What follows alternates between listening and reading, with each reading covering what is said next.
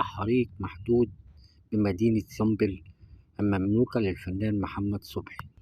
اندلع حريق محدود منذ قليل بقرية سنبل الواقعة على طريق القاهرة والإسكندرية الصحراوي، وذلك داخل غرف أمامية مسرح الفنان محمد صبحي. والتقت حماية المدنيين بالجيزة بلاغا بحادث، وعليه تم الدفع بسيارات الإطفاء إلى موقع الحادث للسيطرة على الحريق ومنع امتداده إلى باقي المباني. وحرر الجهاز الأمني محضر بالواقعة والتولي الأجهزة المعنية للتحقيق وبيان سبب اندلاع الحريق بمحيط مسرح محمد صبحي بقرية سنبل.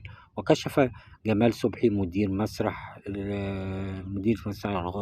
الفرقة المسرحية إن له في تصريح خاص لمصر اليوم إن الحريق حدث نتيجة ماس كهربائي وتم السيطرة عليه من قبل فريق الحماية المدنية، مضيفا إن الفنان محمد صبحي رغم أزمته الصحية الأخيرة أراد التوجه إلى المدينة لمتابعة ما حدث للاطمئنان على العاملين به، ولكن لم يستطع التوجه إلى المدينة بسبب حالته الصحية الغير مستقرة منذ خروجه من المستشفى من قبل أيام أثار تعرضه لإجهاد وإغماء.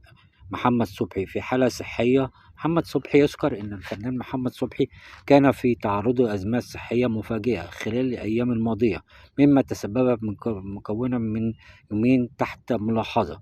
وكان من مصدر مقرب من محمد صبحي قد ذكر مصري اليوم تم نقله المستشفى بعد إصابته بالإغماء مفاجئ نتيجة الإجهاد الذي تعرضه له. السبب التركيز والجهود الفترة الأخيرة في أعماله والمنتج المسرح، وذلك برفقة شقيقه لحين عمل فحوصات طبية الأزمة واستقر حالته الصحية